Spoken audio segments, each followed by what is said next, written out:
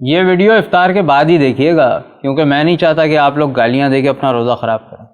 چلیں دیکھ لیں، آپ لوگ تو ویسے بھی بہت ہارڈ ہیں۔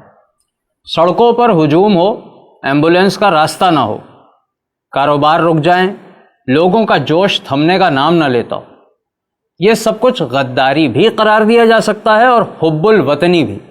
ایسا کرنے والوں پر جاہل بنیاد پرست ٹولے کا لیبل بھی لگایا جا سکتا ہے، اور باشعور قوم اور زندہ قوم کا بھی۔ اور ایسا کرنے کا حکم دینے والوں کو دہشت گرد قرار دے کے 4تھ شیڈول میں بھی ڈالا جا سکتا ہے، اور سچا اور بے باک لیڈر بھی قرار دیا جا سکتا ہے۔ بس فرق یہ ہونا چاہیے کہ یہ ہجوم کس کے کہنے پر اور کس مقصد کے لیے نکلا۔ جی ہاں، جمع ہونے والے اگر ناموس رسالت کے لیے جمع ہوئے ہوں تو وہ ملک کی اکانومی کی تباہی کا باعث، مریضوں کی موت کی وجہ اور ملک دشمن غدار ٹولہ قرار پائیں گے۔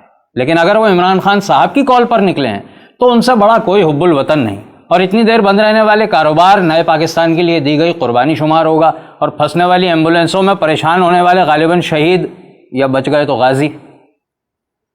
جمع ہونے والے لوگ اگر فخر موجودات وجہ تخلیق کائنات حضور صلی اللہ علیہ وسلم کی خاطر نکلیں تو شدت پسند، بنیاد پرست، جاہل اور دین کو بدنام کرنے والے کہلائیں گے۔ لیکن اگر وہی رش عمران خان کے چاہنے والوں کا ہو تو غیرت مند مسلمان اور باشعور قوم، دیندار کہلائیں گے، چاہے بغل میں باجیاں ناچ رہی ہوں۔ عوام کو سڑکوں پر لانے والا اگر فرانس اور دیگر گستاخوں کے خلاف احتجاج کے لیے سڑک پر لایا ہو تو وہ دہشت گرد ہوگا، جیل جائے گا، 4تھ شیڈول میں ڈالا جائے گا، میڈیا بلیک آؤٹ ہوگا۔ لیکن